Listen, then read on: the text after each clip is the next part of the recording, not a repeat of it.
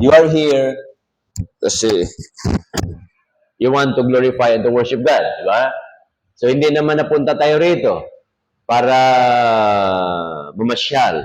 Hindi tayo pumunta rito para makita tayo ng mga artista. Wala tayong artista dito. Ang artistahin lang sa atin dito ay si Brother Bart. Okay. Wala eh. So, pumunta tayo dito not for business, not for work. We come here because we want the Word of God. We want to listen to the Word of God, to fellowship with the members. Fellowship tayo. Pag nakita natin bawat isa, na-encourage natin ang bawat isa. Okay? So, church is not a physical building. Hindi po physical building yan. Kagaya po dyan, sa verse 27 na binasa natin, Acts chapter 14, verse number 27, and when they were come, they had gathered the church together. So, gather the church. Ibig sabihin, ang tao ay inipon. So, ito tayo ngayon. Inipon tayo into one place. Ito, buti may place tayo na ganito. Ano ho? Noong panahon ng Panginoon, they didn't have a place of worship. Okay? Although, mayroong temple doon sa Jerusalem. Pero dito sa atin, at least mayroong ganitong facility na tayo po ay nag-gather. Okay? So, yun po yan. So, church is not a physical building. The church is founded by our Lord Jesus Christ. Yun po yung sabi sa Matthew chapter 16, verse number 18. Okay, tingnan nyo ha. Matthew 16, verse number 18. Anong sabi po dyan? And I say also, nakalagay na dyan, di ba? I say also unto thee, that thou art Peter, upon this rock I will build my church, and the gates of hell shall not prevail against it. Okay, it's a church. Walang ibang itinatag ang Panginoon. Church lang. Hindi siya nagtatag ng university. Okay? Hindi siya nagtatag ng colleges. Hindi siya nagtatag ng mga mall. Hindi siya nagtatag ng mga business. Hindi siya nagtatag ng mga tawag doon, sabungan. Marami natin ng sabungan ngayon eh. Hindi siya nagtatag ng anong tawag doon? Mga kainan or hospital. Ang itinatag ng Panginoon, church. Why? Kasi ang church po, ang kinikater po nito is the spiritual, the soul of man. Okay? Kasi itong katawan natin, temporary lang po ito. Ibig sabihin, we are just a passing through. Ibig sabihin nito, yung katawan natin, kagaya ni Pader, mag-85 na siya. So, he is blessed by God na umabot siya ng 85 years old. Pero yung iba, kagaya niya, kagabi, asawa ng pastor, 43 years old, patay. Sipin mo yan. 43 lang. Bata. Ibig sabihin nito, ang buhay ng tao, hindi mo masiguro eh. Di ba? Masigasig. Malakas. Tapos yun, mamamatay. So, hindi guarantee na ikay malusog. Hindi guarantee na ikay maraming sakit. Kasi ang kamatayan, ang sabi ng Biblia, it is appointed. Hindi po yung sabihin ay namatay siya sinasagasaan, namatay siya aksidente, di ba? Kung aksidente, dapat namatay na si Bart eh. Dapat pinaglamayan na natin to. Pero hindi appointed eh. Hindi pa niya appointment eh, di ba? Ganun lang yun. Kaya ang kamatayan is by appointment. It is appointed. Kaya nakalagay doon, as it is appointed. Yun yung paraan, yun yung gusto, yun yung oras na kukunin ka na ng Panginoon. Okay? Yun po yan. Kasi kung time management ang pinag-usapan, yung 8 billion na mga tao, meron nang nakasign ng Diyos dyan, ng mga anghel. Okay? Itong oras na to, sunduin mo si Bart. Itong oras na to, sunduin mo si ganito. Naka-assign na yun eh. Di ba? Ano yan eh? Ang Diyos ay magaling sa planning, magaling sa management. So, naka-manage na yan before the foundation of the world. Merong tao, makyat sa nyug, nahulog. Yung anak ni Pastor doon, lago, nahulog. Nyug, Isipin mo sa daming pwedeng hulugan na tawag doon, yung, di ba, bato. merong maliit doon na kanal, putik. Doon na shoot. Isipin mo yan, pag bali ng sanga, umikot siya, pagkaikot, di ba? Pwede namang una ulo. Pero hindi. Pagka bali ng sanga, umikot siya, ano ang nauna sa kanya? Paa. Saan na shoot? Doon sa maliit na kanal. O yan ang tinatawag na hindi pa talaga, di ba? Sabi ng anghel, wag ka dyan, bato dyan, dito ka. O di na, shoot doon eh. Siguro, ginanon yun ng anghel, bag, o dyan ka. Sipin mo yan. Kaya, ganun po yan. Kaya, appointment. Another one. So, doon na tayo ha. Ang church ay tinayo ng Panginoon sa Kristo. So, itong church na ito was founded by our Lord Jesus Christ. Hindi ako ang founder nito. Okay? Hindi kayo ang founder ng church na ito. Ang Panginoong sa Kristo ang nagtatagpo nito. Okay, pangalawa, under that, the church became, a person becomes a member of the church by accepting the Lord Jesus Christ and follow water baptism. Yan po yung sabi sa 1 Corinthians chapter 12. Bira. Grabe. Parang 30 minutes ako kanina na nakipaglaban sa ubo. Hirap. Bakit kasi inuubo ang tao? 1 Corinthians 12, verse 13. Ano sabi dyan? For by one Spirit, we are all baptized into one body. So tayo ng bautismuhan sa isang katawan. And all members of that one body, all members of that one body. Ibig sabihin, kasi magkakaiba nga tayo. So when we baptize, nagiging membro tayo sa church. Okay? Na maging membro tayo sa church, ano sabi dyan? Being many, so marami naman tayo, one body, so also is Christ. So ang head ng church, no other than our Lord Jesus Christ, and we are the body. Tayo yung katawan ni Kristo. Okay? Kaya ang katawan ni Kristo, meron sa Iloilo. By the way, Beverly, galing ako ng may gawain tayo sa tawag doon, may gawain tayo sa Silay, 2. Nandun kami nung first week. Narinig niyo Pastor Joy Arturo, Pastor Donald Dalisay, Pastor Jay Parillo, at saka si Pastor Jonathan Arturo. Doon. Diyan yun. Tapos may sisimulan tayo dyan sa may Iloilo. Hindi ko alam kung saan Iloilo eh. Ma-recall ko yung pangalan. Okay? Magsisimula tayo dyan kasi malaking Iloilo eh. Okay. So, naging membro tayo upon water baptism. Ano ba? Sorry. Church. Group of believers. Grupo tayo naman na nanampalataya. Gathered for a common purpose to worship God. So, nandito tayo to worship God. Hindi tayo pumunta rito para mag-entertain. Hindi tayo pumunta rito para maglakwat siya.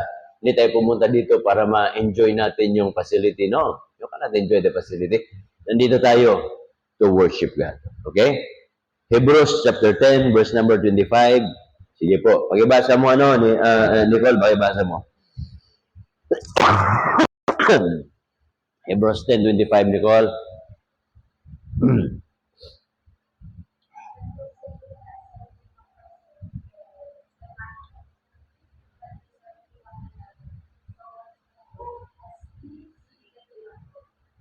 Okay, di ba? Not forsaking. Is it a command or a request?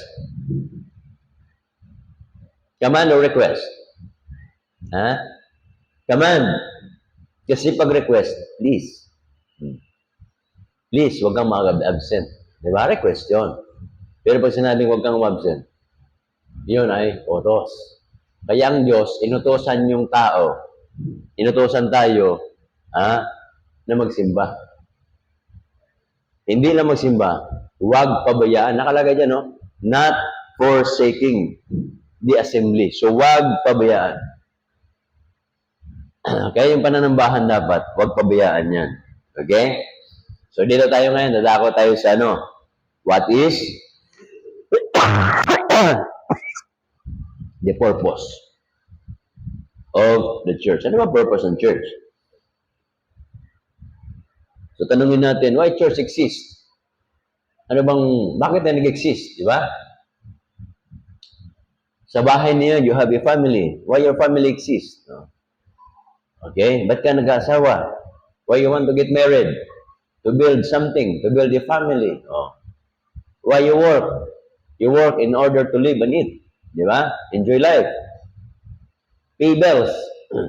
Why you study? To prepare yourself for the future. Ganun po yan. Everything has a reason. Kaya ngayon, tanungin natin, what is the purpose of the church? Why? Ba't ba ang Panginoon nagtayo ng church? So, nagtayo siya because it has a purpose. Ano po yung purpose dyan? Merong mga basic guidelines dyan sa Acts chapter 2. Tingnan nyo, Acts chapter 2, verse 41. Diyan yung pahingin ng tubig. Then they, verse number 41, gladly receive His word. Ano meron? Were baptized. So, ang tao pala, pag totoo yung kanyang kaligtasan, siya po ay natutuwa. Di ba? Pag natutuwa siya, dahil na-enjoy niya yung kaligtasan, magbabotismo yan.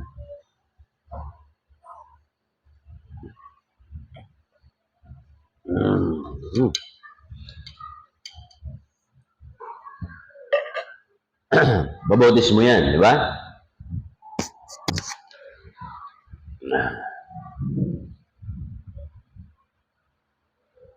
Anong sunod? Bautismo. The same day, there were added unto them about how many souls?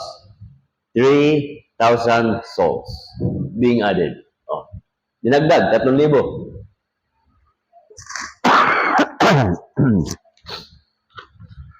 So, anong meron dito sa Acts na to?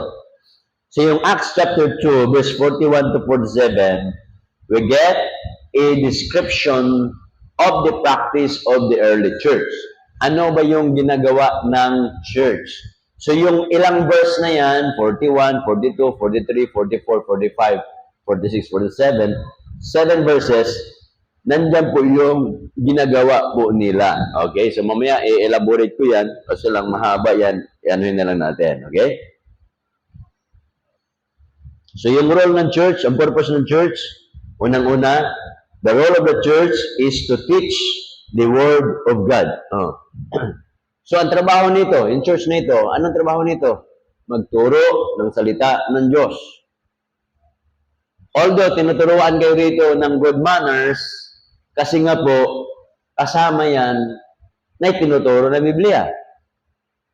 Tinuturuan kayo dito paano manligaw, tinuturo ng Biblia yan. Sabi ng Biblia, huwag kayong manligaw na hindi mananampalataya. Period.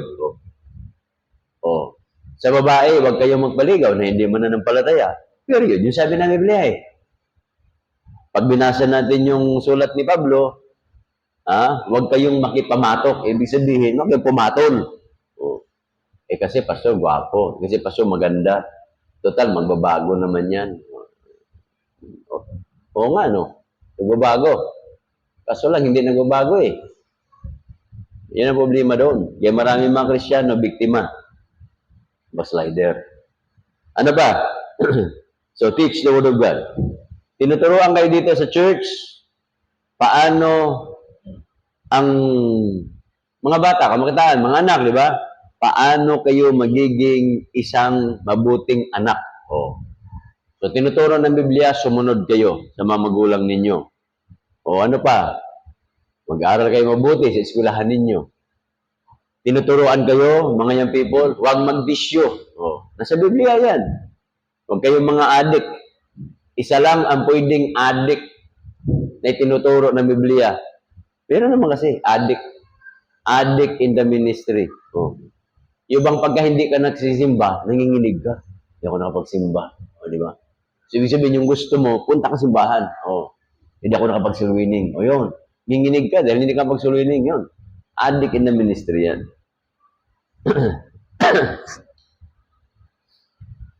Under that, the first priority of the church is perfecting the saints. Kaya tayo dito, para tayo ay lumago. Lumago tayo sa pananampalataya. Pag the word perfecting, buksan natin yung Bible natin para makita nyo. Ephesians chapter 4. Ephesians chapter 4, verse 11 to 12. Anong sabi dyan? So, nagbigay ang Diyos ng apostol, di ba? Nagbigay some apostol. Yun yung una, apostol. Ilan ba yung apostol na sinulat sa Biblia? 12 yung una.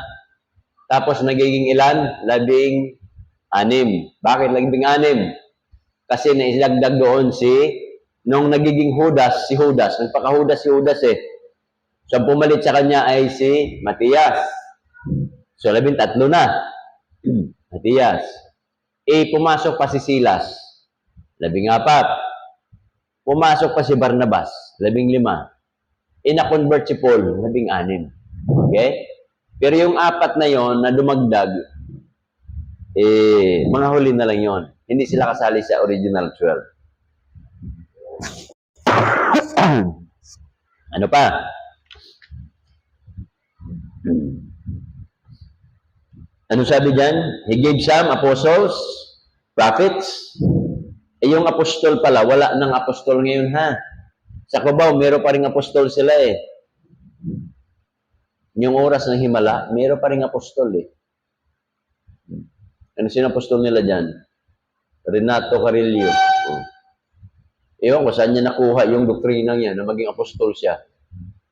Ang tagal-tagal na noon eh. First century pa. Tapos pagdating ng 20th century, naging apostol siya eh. Kasi nakita daw niya yung Panginoon. Sipin mo yan. Inutusan daw siya. Hindi kalokohan yan. Wala naman nakakita na sa Panginoon eh. Personalan. Baka meron siyang sariling elevator o punta ng langit. Hindi totoo yan. Gimmick na lang yan. Because everybody can say, nakita ko ang Diyos. Kaya kong sabihin yan, kaya mong sabihin yan, kaya niyo sabihin yan. Pero ang tanong, anong prueba? Di ba? Pag idemanda tayo doon sa husgado, walang abogado papatol sa'yo. Bakit? Personal mong pananampalataya yan eh. That is your own belief. Na nakita mo. Sasabihin nung isa, nakita ko si Mama Mary. Bahala ka sa buhay mo. Nakita ko si John the Baptist, bahala ka sa buhay mo. Nakita ko si King Solomon, problema mo yan. Tayo, nakita natin yung mga yon dahil itinuro ng Biblia. Nabasa natin, di ba?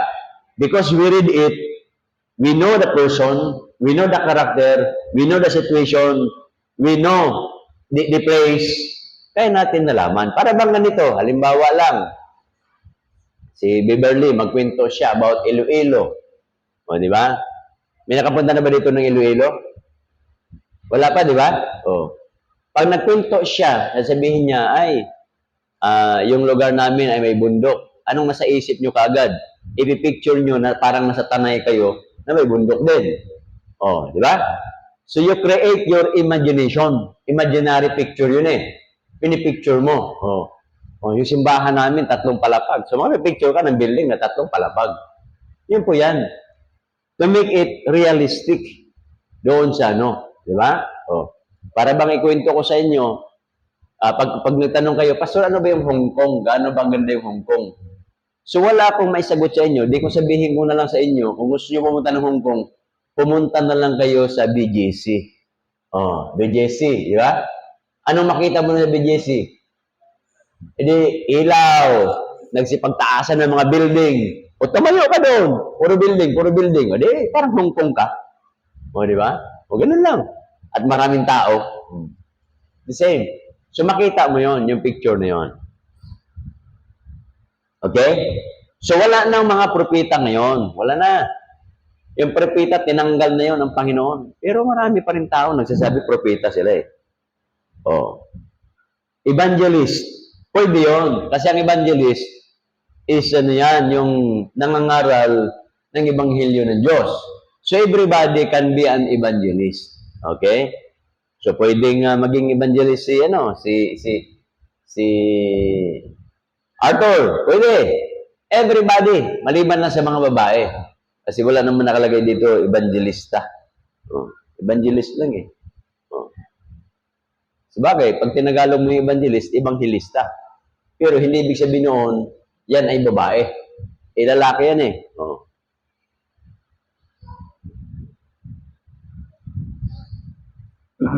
Yun, di ba? So, everybody, maliban sa mga babae, can be evangelist. Pero, women, can become an evangelist by sharing the Word of God. Okay, you share, evangel, gospel, evangelize, yun. Pero yung title na evangelist, hindi mo makuha yun. Panglalaki yun eh. Diba nyo? Kaya, pero yung trabaho ng evangelist, women can do that. Halimbawa, pastor. Walang pastor na babae. Pero, you can do the work of a pastor. What? By teaching. Not by preaching. Kasi ang preaching, ginagamit nyo lang yan pagka kayo yung kasawa na. Manirmon kayo sa mister nyo, manirmon kayo sa mga anak ninyo.